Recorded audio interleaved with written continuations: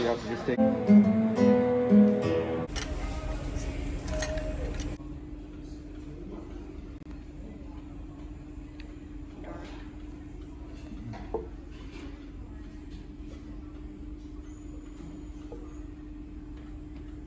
ಎಲ್ಲರಿಗೂ ನಮಸ್ಕಾರ, ಸ್ವಾಗತ ನಿಮಗೆಲ್ಲರಿಗೂ ನಿಮ್ಮ ಈ ಕನ್ನಡ ಇನ್ ಕ್ಯಾನಡಾ ಚಾನಲ್ಗೆ. ಹೋಪ್ಫುಲಿ ನೋಡ್ತಾ ಇರೋ ನೀವೆಲ್ಲರೂ ಆರಾಮಾಗಿದ್ದೀರಾ ಅಂತ ಅಂದ್ಕೊಂಡಿದ್ದೀನಿ.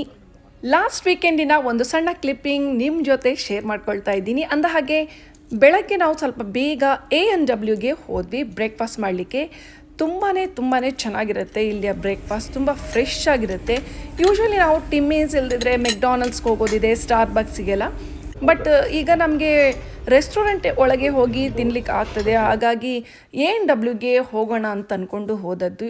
ನನ್ನ favourite hash brown A&W. Actually ಅಂತಂದರೆ ಟಿಮ್ ಹಾರ್ಟನ್ಸ್ನಲ್ಲಿ ಆಗಲಿ ಅಥವಾ ಮೆಕ್ಡಾನಲ್ಡ್ಸ್ನಲ್ಲಿ ಸಿಗುವ ಹ್ಯಾಶ್ ಬ್ರೌನ್ಗಿಂತ ನನಗೆ A&W ಅವ್ರದ್ದು ಹ್ಯಾಶ್ ಬ್ರೌನ್ ತುಂಬ ಇಷ್ಟ ಆಗುತ್ತೆ. ಇವ್ರದ್ದು ಸ್ಪೆಷಾಲಿಟಿ ಅಂತ ಹೇಳಿದ್ರೆ ಎಲ್ಲ ಫ್ರೆಶ್ ಆಗಿ ಬಿಸಿಯಾಗಿ ಆಗಲೇ ಸರ್ವ್ ಮಾಡ್ತಾರೆ. ಕೆಲವೊಮ್ಮೆ ವೆಯ್ಟ್ ಮಾಡಬೇಕಾಗತ್ತೆ.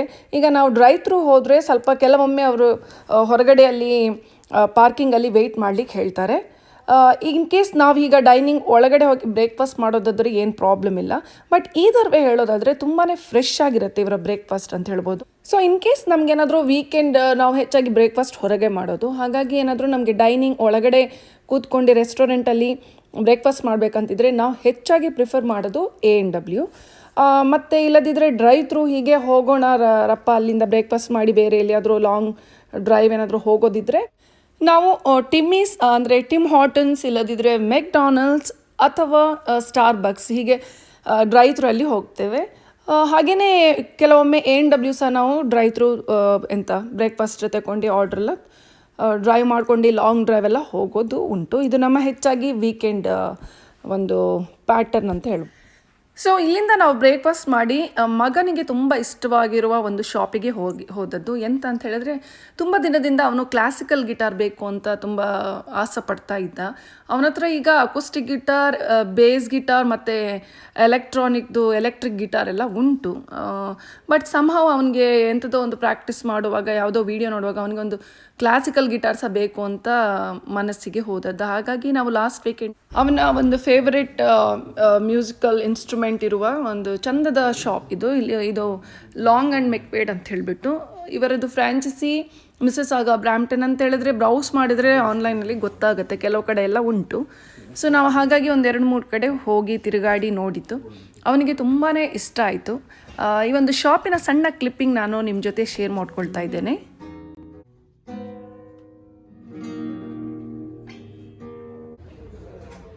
ಬಹಳ ಸಮಯ ಇಲ್ಲಿ ಸ್ಪೆಂಡ್ ಮಾಡಿ ಅಲ್ಲಿಂದ ಮತ್ತೆ ನಾವು ಆ್ಯಕ್ಚುಲಿ 2 ಸ್ಟೋರಿಗೆ ಹೋದದ್ದು. ಸೊ ಅವ್ನಿಗೆ ಫೈನಲಿ ತುಂಬ ಇಷ್ಟ ಆಯಿತು. ಒಂದು ಕ್ಲಾಸಿಕಲ್ ಗಿಟಾರ್ ಜೊತೆ ಮತ್ತೊಂದು ಎಲೆಕ್ಟ್ರಿಕ್ ಗಿಟಾರ್ ಸಹ ಅವನು ಸೆಲೆಕ್ಟ್ ಮಾಡ್ದ. ಅಲ್ಲಿಂದ ಮನೆಗೆ ಹೋಗಿ ನಾವು ಅನ್ಬಾಕ್ಸಿಂಗ್ ಮಾಡಿ ಅವನಿಗೆ ತುಂಬ ಖುಷಿಯಾಗಿತ್ತು ಆ ದಿನ ಅಂತ ಹೇಳಿದ್ರೆ. ಹಾಗಾಗಿ ಅವನ ಫೇವ್ರೆಟ್ ಮತ್ತೊಂದು ಕ್ಲಾಸಿಕಲ್ ಗಿಟಾರ್ ಅವನ ಆ್ಯಕ್ಚುಲಿ ಕಲೆಕ್ಷನ್ ಅಂತ ಹೇಳ್ಬೋದು. ಗಿಟಾರ್ ಕಲೆಕ್ಷನಲ್ಲಿ ಇದೊಂದೆರಡು ಆ್ಯಡ್ ಆಯಿತು. ಸೊ ಹೋಪ್ಫುಲಿ ನೆಕ್ಸ್ಟ್ ವೀಕ್ ನಾವು ಪುನಃ ಹೋಗ್ಲಿಕ್ಕೆ ಉಂಟು, ಗೊತ್ತಿಲ್ಲ. ಅವನಿಗೆ ಇನ್ನೊಂದು ಬೇಸ್ ಗಿಟಾರ್ ನೋಡಿದ್ದಾನೆ, ಅದೆಂಥದ ಕಣ್ಣಿಗೆ ಹೋಗಿದೆ ಅವನಿಗೆ. ಈಗ ಇರುವ ಬೇಸ್ ಗಿಟಾರು ಒಂದು 4 ವರ್ಷದ ಮೇಲಾಯ್ತು ಅನಿಸುತ್ತೆ. ಒಂದು ಟ್ರೇಡಿಂಗ್ ಇಲ್ಲದಿದ್ರೆ ಒಂದು ಬೈ ಮಾಡಬೇಕಂತ ಅವನ ಒಂದು ಪ್ಲ್ಯಾನ್ ನೋಡಬೇಕು. ಸೊ ಅದೇ ದಿನ ನಾವು ಮನೆಯಿಂದ ಪುನಃ ಹೊರಟದ್ದು ರೆಸ್ಟೋರೆಂಟ್ಗೆ. ಸೊ ಎಷ್ಟು 1-2 ವರ್ಷದ ಮೇಲಾಯ್ತಲ್ವ. ಈಗ ಪ್ಯಾಂಡಮಿಕ್ ಅಂತೇಳಿ ಎಲ್ಲಿ ಹೋಗದೆ ಈಗ ನಮಗೇನೋ ವೀಕೆಂಡ್ ಅಂತ ಹೇಳಿದ್ಕೂಳೆ ನಮ್ಮ ಓಲ್ಡ್ ರುಟೀನ್ ಪುನಃ ಶುರು ಹಚ್ಕೊಂಡಿದ್ದೇವೆ ಅಂತ ಹೇಳ್ಬೋದು. ಸೊ ಕಾರಣ ಯಾಕೆ ನಾವು ಇಷ್ಟಪಡೋದು ಅಂತ ಹೇಳಿದ್ರೆ ತುಂಬ ಆಯಿಲಿ ಆಗಲಿ ಆಗಿರೋದಿಲ್ಲ, ತುಂಬ ಸ್ಟ್ರಾಂಗ್ ಇರೋದಿಲ್ಲ. ಅವರ ಫ್ಲೇವರ್ಸ್ ಎಲ್ಲ ಮೈಲ್ಡಾಗಿ ತುಂಬ ಚೆನ್ನಾಗಿರುತ್ತೆ. ಅಂದಾಗೆ ಇವರು ಫಸ್ಟ್ ಸರ್ವ್ ಮಾಡೋದು ಬಂದ ಕೂಡಲೇ ಟೀಯನ್ನು.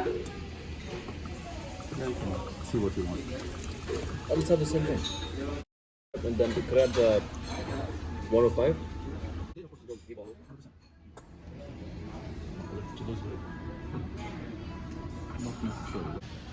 How many rolls? 2 rolls, right? Yeah. You want the shrimp roll? Yeah. I have this grilled pork chicken. Here, plate.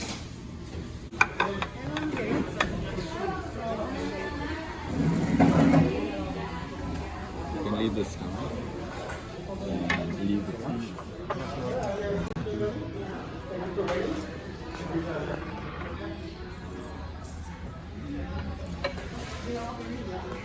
It's good. I'll go like this, okay? But that's not so extra. Personally ಹೇಳೋದಾದರೆ ಫ ನಿಜವಾಗಿಯೂ ತುಂಬಾ healthy ಹಾಗೂ delicious ಆಗಿರುವ food ಅಂತ ಹೇಳ್ಬೋದು. Guitar select ಮಾಡ್ತಿರೋ ಒಂದು ಸಣ್ಣ ಕ್ಲಿಪ್ಪಿಂಗ್ ನಾನು ಮತ್ತೊಮ್ಮೆ ನಿಮ್ಮ ಜೊತೆ ಶೇರ್ ಮಾಡ್ಕೊಳ್ತಾ ಇದ್ದೀನಿ.